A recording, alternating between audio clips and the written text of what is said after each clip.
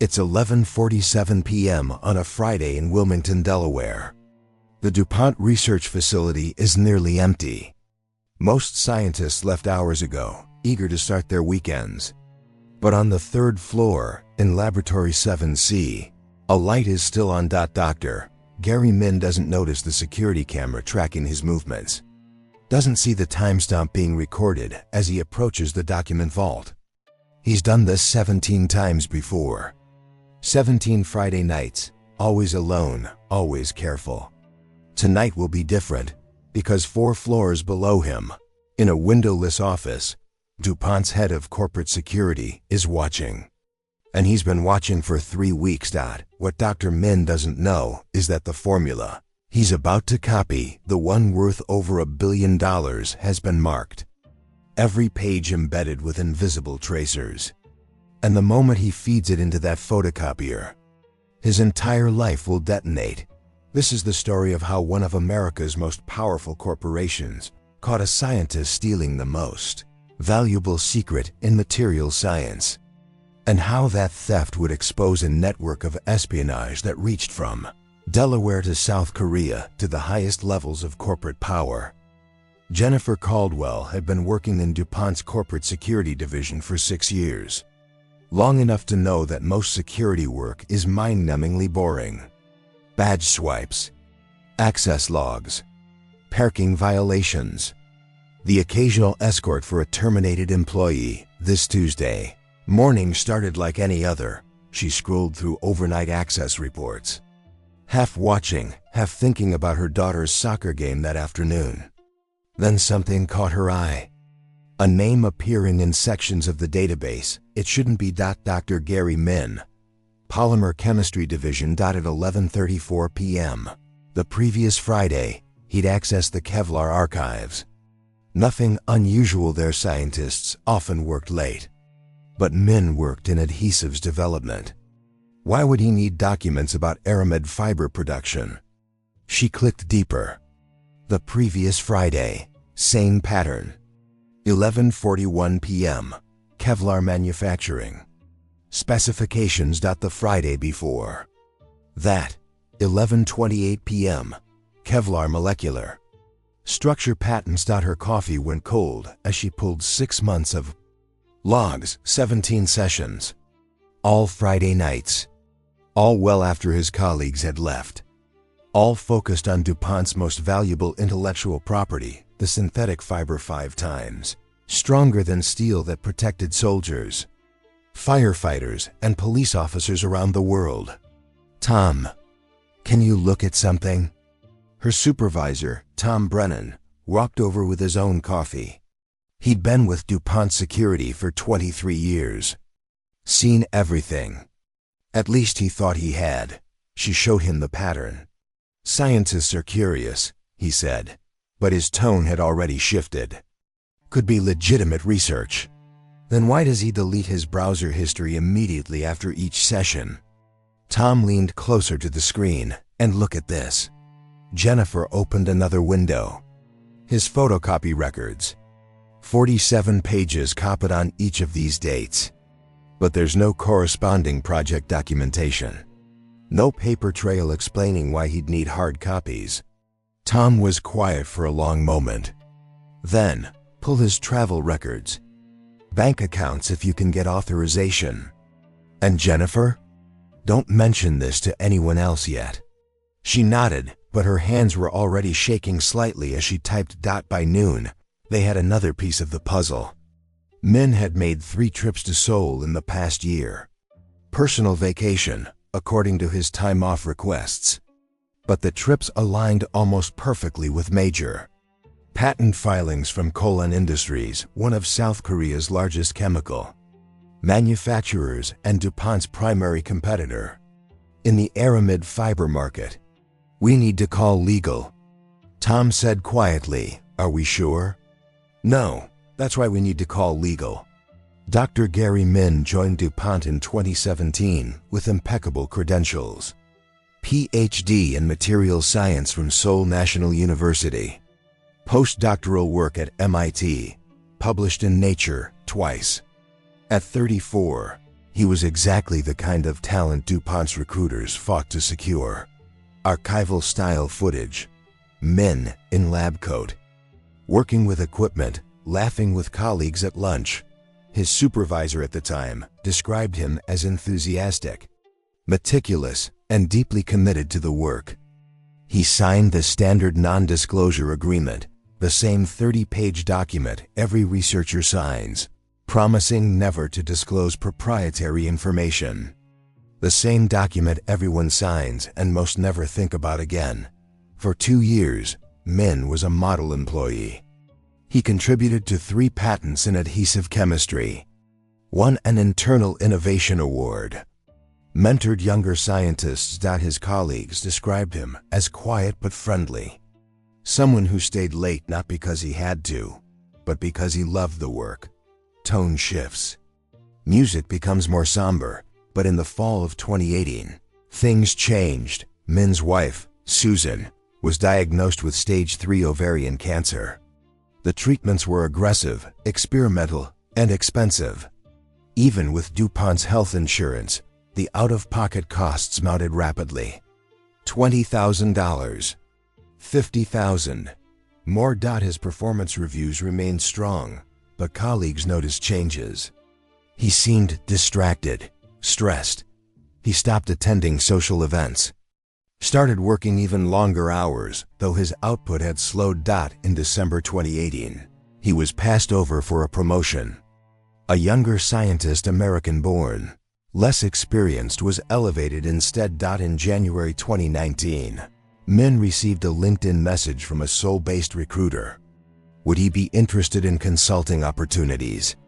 The pay was excellent, very flexible. No need to leave his current position. Sound of typing. Email notification ping. He stared at that message for 3 days before responding. On the 4th day, he replied. By the time Jennifer Caldwell's report reached DuPont's executive security team, it was no longer a hunch. It was a pattern.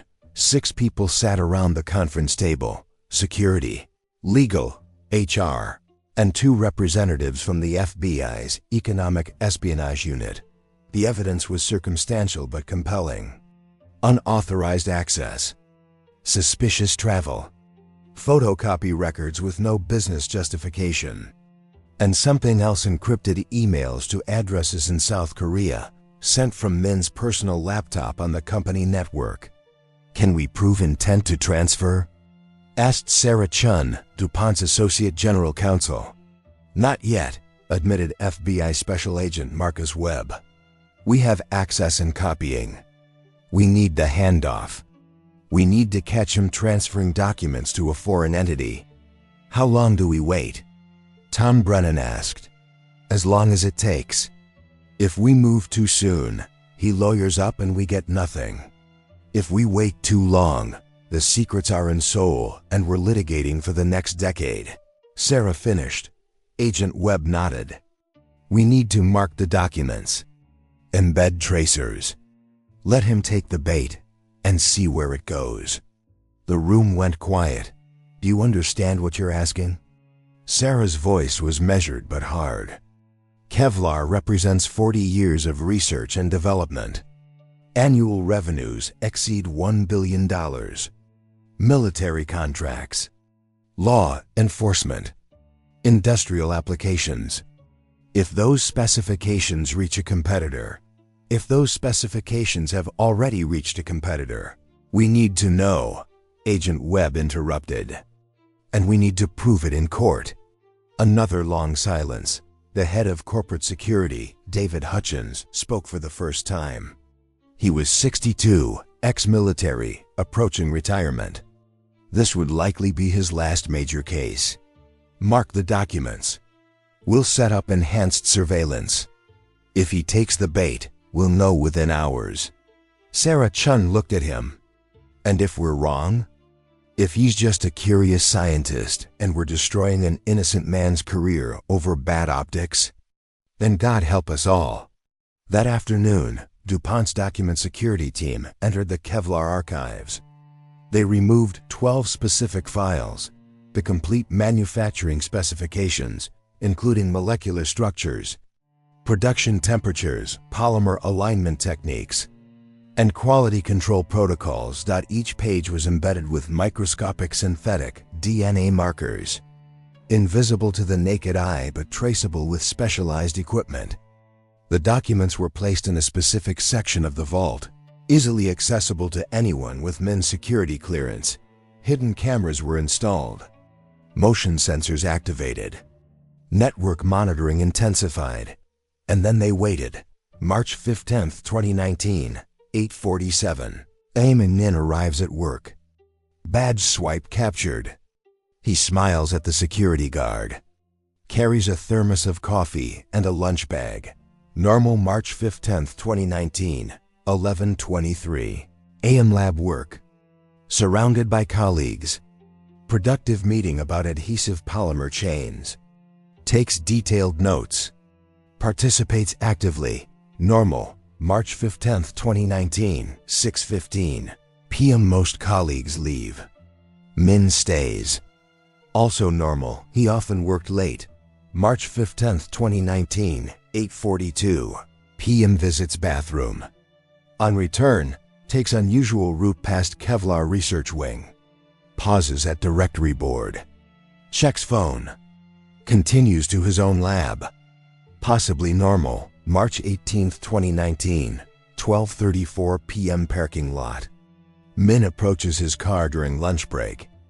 A dark sedan pulls up. Brief conversation with man in expensive suit through driver's window. No physical exchange visible.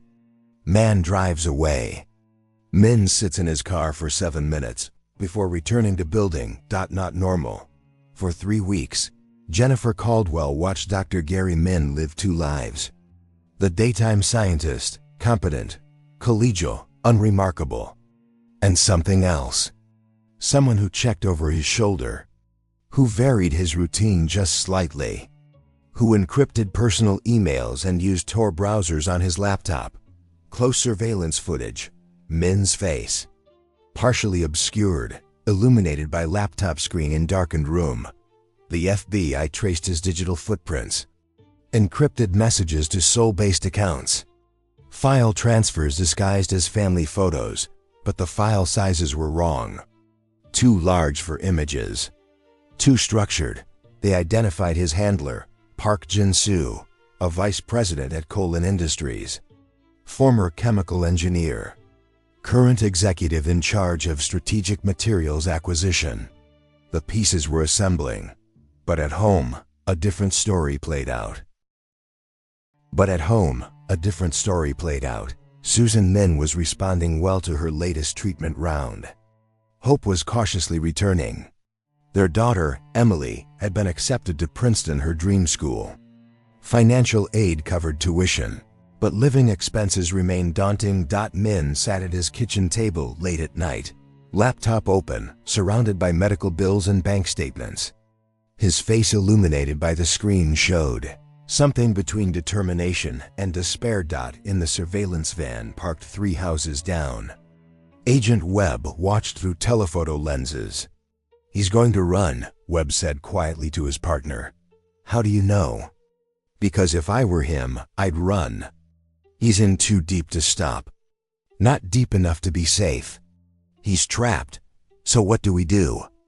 We give him the exit. And we see if he takes it." While DuPont security watched Dr. Min, the FBI's investigation expanded outward like ripples in dark water. Park Jin-soo, the Colin Industries executive, had been flagged before. 3 times in the past 5 years, he'd been connected to suspicious recruitment of American scientists. No charges were ever filed.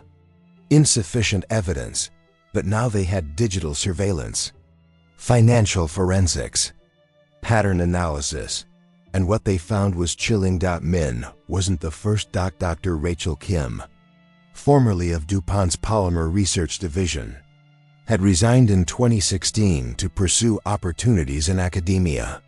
She now worked for Colin Industries in Seoul. Her resignation came 3 months after a series of unexplained Access logs to DuPont's carbon fiber archives. Dr. Thomas Chun, aerospace materials specialist, left DuPont in 2017 for a startup opportunity. That startup was funded by a venture capital firm with direct ties to Kevlar Industries. Dr. Min was the third. They're not stealing documents, Agent Webb explained to the task force. They're stealing people. Scientists who know the processes, the failures, the shortcuts that never make it into documentation. They recruit them, compromise them, and extract everything. So why is Min different? Asked a junior agent. Because he didn't leave. He stayed, kept working, kept accessing new developments. He's not a one-time theft. He's a long-term asset. Sarah Chun from DuPont Legal absorbed this. How long has this been going on? We think since 2015, maybe earlier, Jesus Christ. It gets worse, Webb continued. We found payments. Consulting contracts through shell companies. Min has received approximately $380,000 over 18 months. Chun received similar amounts. Kin's payments were hidden in her salary structure. Why haven't they been prosecuted?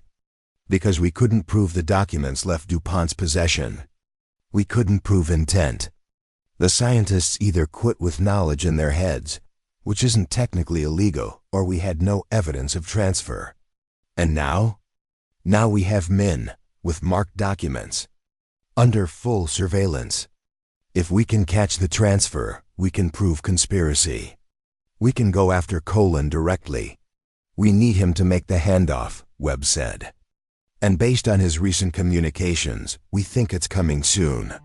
That conversation was recorded on March 28th. By April 1st. FBI analysts had decoded the implications. Park Jin-soo had told Min on the phone, "We need the complete specifications. You've given us public patents and basic formulations. We need the production process, the exact temperatures, the molecular alignment technique, the quality control protocols." Min had resisted. Those are the core secrets.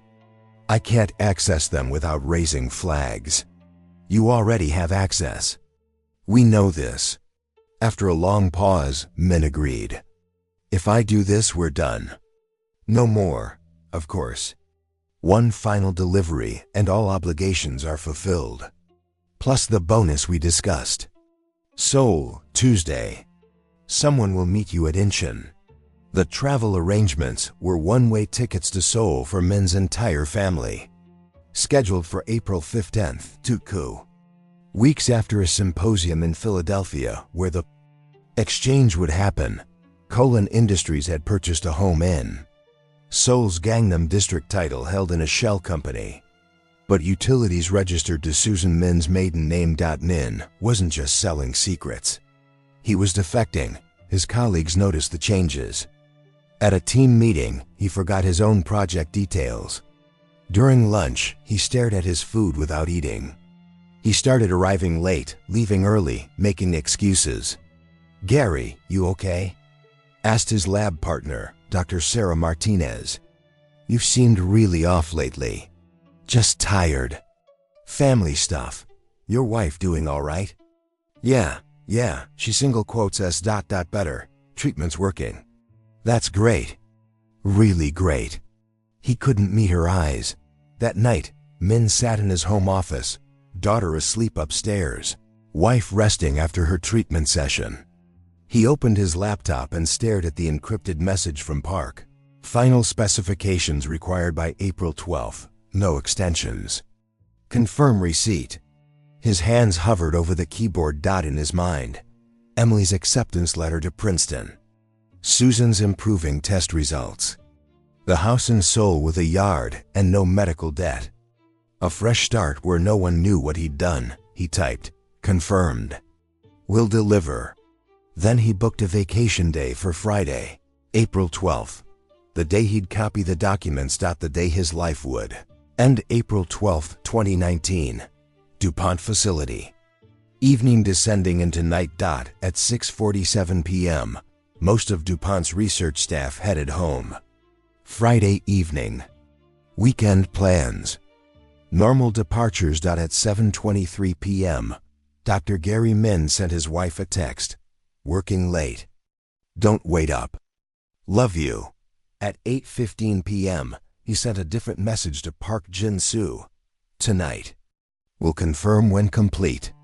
At 10:31 p.m., his badge registered at the DuPont facility entrance. In the security control room, Jennifer Caldwell, Tom Brennan, David Hutchins, and FBI agents Webb and Torres were all watching.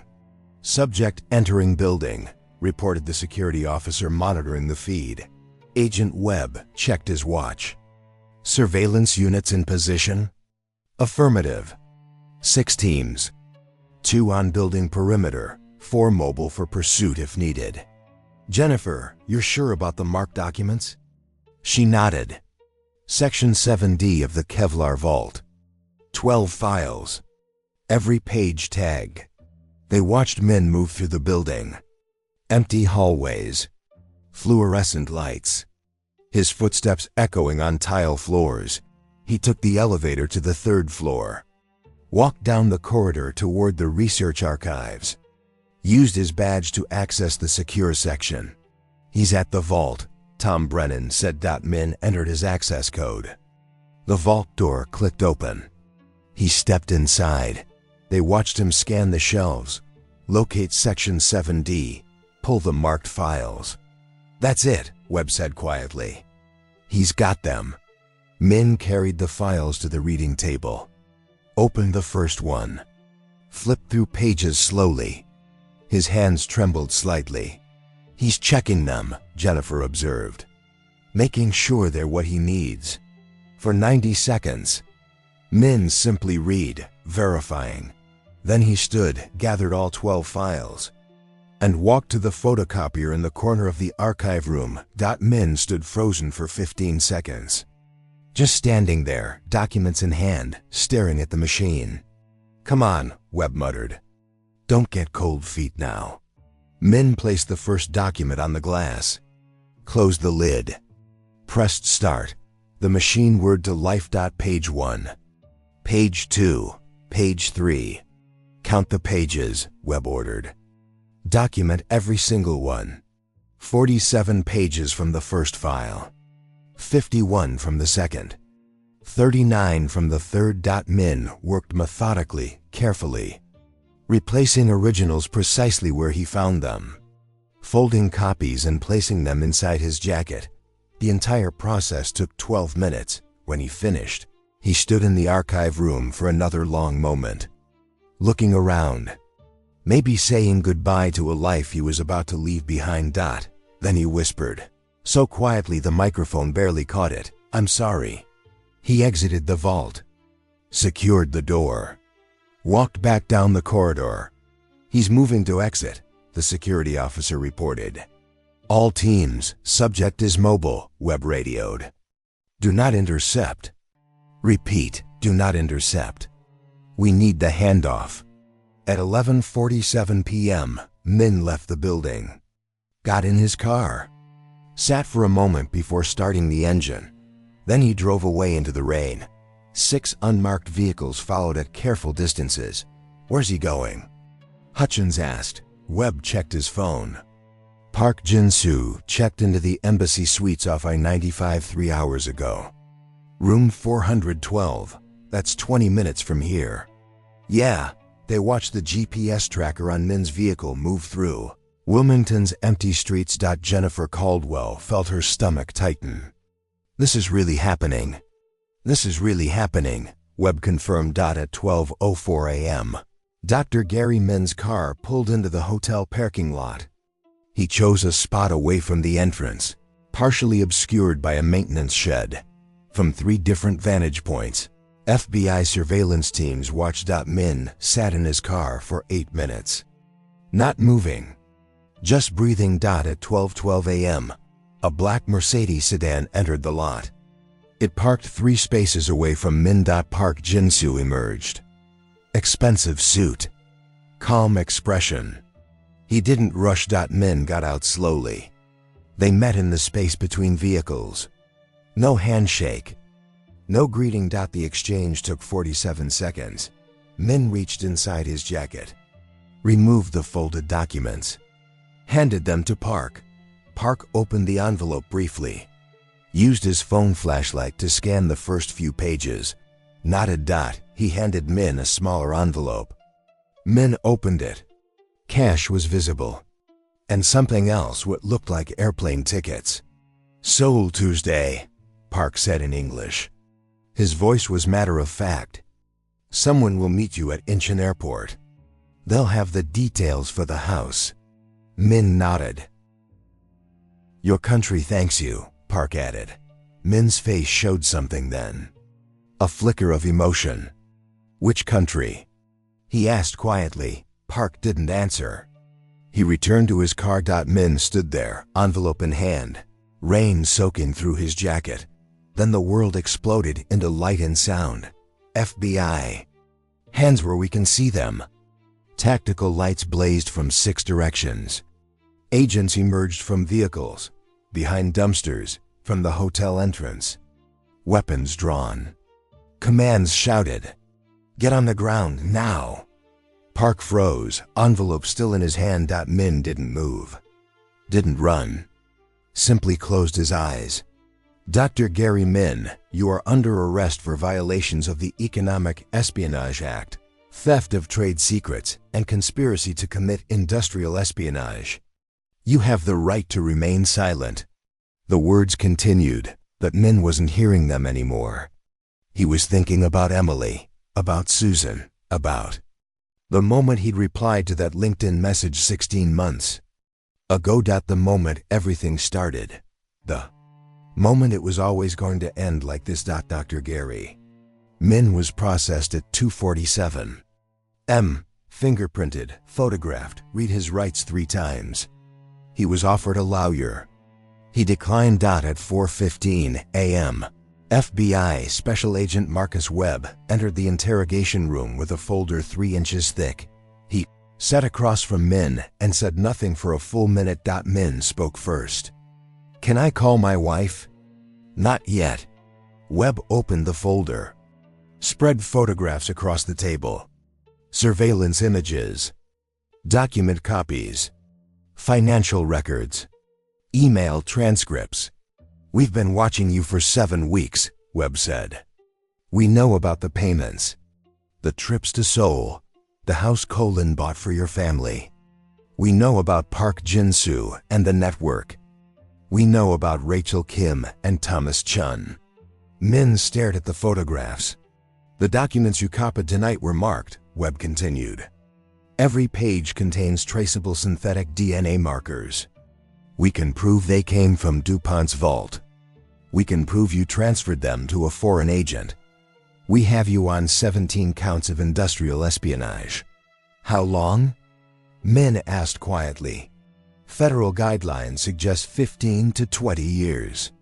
Min's face didn't change. "Like he'd already done this math." "Park is talking," Webb said. "Diplomatic immunity won't help him. He's not a diplomat. He's already giving up the network to cut a deal. Colin's Seoul offices will be raided by morning. Your co-conspirators will be arrested." "They didn't know," Min said suddenly. "Rachel and Thomas, they left before this started. They don't know about you." "We know, but they took knowledge with them. They'll be questioned." Silence. "We can offer you a deal," Webb said. "Full cooperation. Testimony against Colon Industries. Complete deposition about methods, contacts, every document you transferred. In exchange, we recommend reduced sentencing. Maybe 10 years, 10 years. Better than 20. Min laughed, a hollow, broken sound. "Do you have children, Agent Webb?" Webb nodded. "My daughter got into Princeton." "Did you know that?" "I know.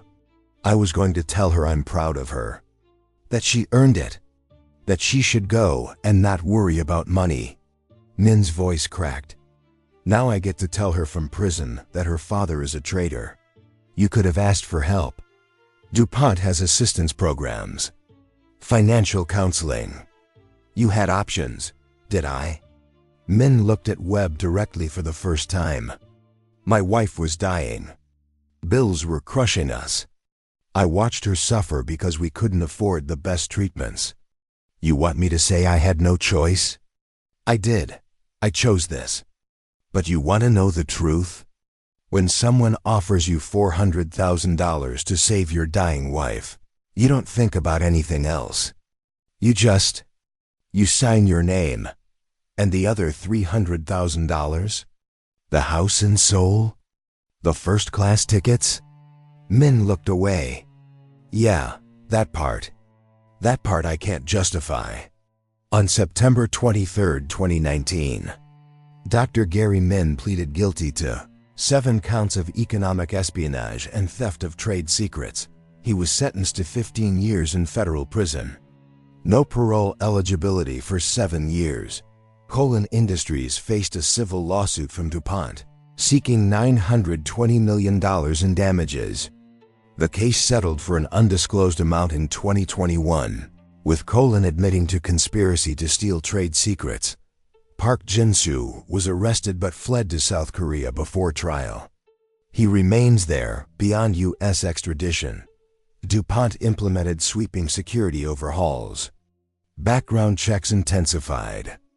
Document access restricted. Trust fundamentally shattered. Susan Min filed for divorce 3 months after the arrest. The proceedings were finalized while her husband was in custody.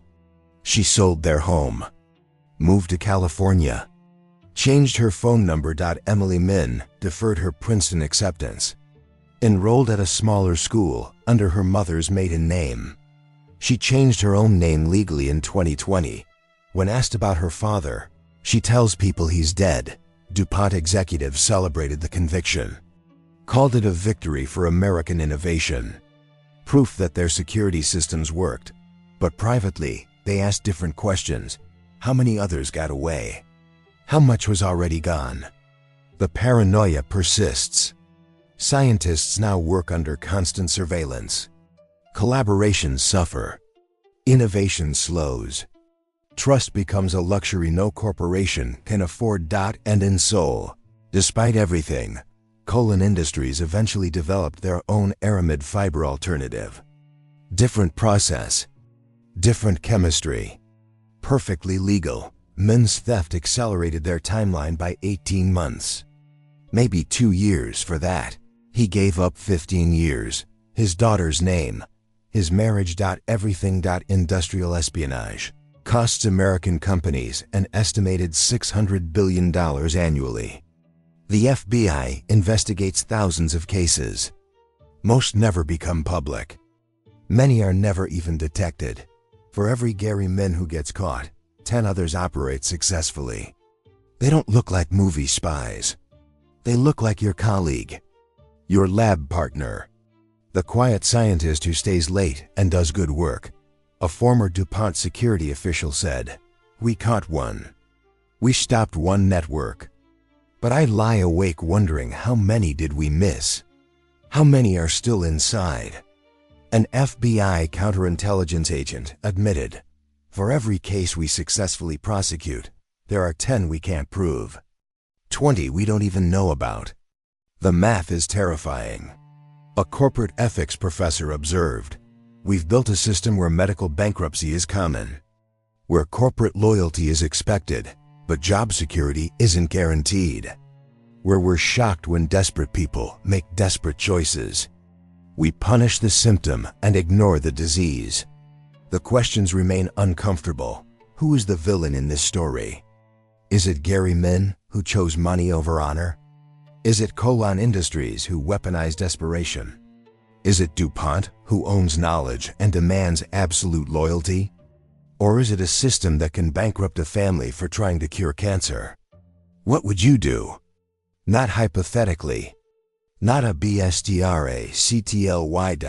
What would you do with a dying spouse and $500,000 in medical debt? When insurance denies the treatment that might save them? When you work for a company worth billions, but can't afford to save the person you love most? What would you do when someone offers you an exit? We'd all like to think we'd choose honor, integrity, the law, But Gary Min thought that too. Until the moment he did single quotes right now. Somewhere in America, another scientist is weighing an impossible choice. Another corporation is discovering a security breach. Another family is being destroyed by decisions that seemed necessary at the time. The secrets we keep, the prices we pay, the lines we cross, and the moment we can never take back. In 2024, Dr. Gary Min granted a rare interview with a journalist researching corporate espionage. He's grayer now, quieter. The bright-eyed scientist from the old photos is gone. The journalist asked, "Do you regret it?" After a long pause, Min answered, "Every day. But not for the reasons you think." "What do you mean?" "People assume I regret getting caught, or that I regret the theft itself. I do, but that's not the deepest regret." He paused again. "I regret believing the money would solve my problems. I regret thinking there was a price tag on integrity. I regret that my daughter will always see me as the man who betrayed his country for cash. But your wife, my wife survived. The treatments worked. She's healthy now. Remarried, actually. Happy, I hope. The money I took? The government seized it all. We paid for her treatment with what insurance covered and by destroying our savings. She would have survived anyway." His voice cracked slightly. "I sold my soul for nothing. That's the real joke.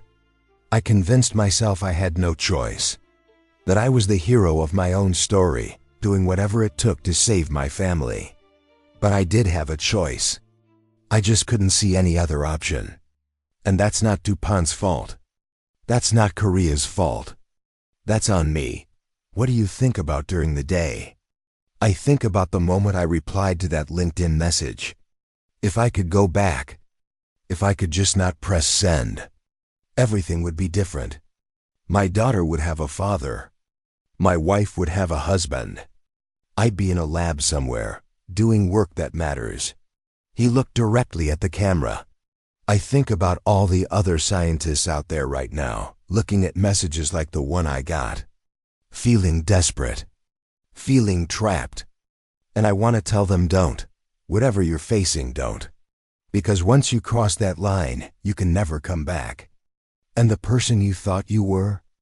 Gone. Forever." Dr. Gary Min will be eligible for parole in 2026. DuPont's Kevlar division reported record profits in 2024.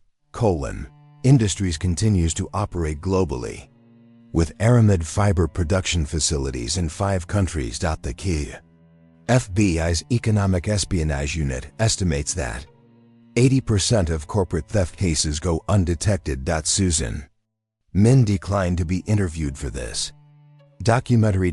Emily Min could not be located, and somewhere tonight, another scientist is weighing an impossible decision. The story of Gary Min isn't just about corporate espionage. It's about the impossible choices we face when systems fail us. If this documentary made you think differently about loyalty, desperation, and the price of secrets, hit that subscribe button. We investigate the untold stories behind the headlines, from Cold War operations to modern corporate warfare. Drop a comment. What would you have done in Gary Min's position? And check out our documentary on the Apple China espionage case. Next story gets even darker. Thanks for watching. And remember, the most dangerous secrets aren't the ones that get stolen. They're the ones we keep from ourselves.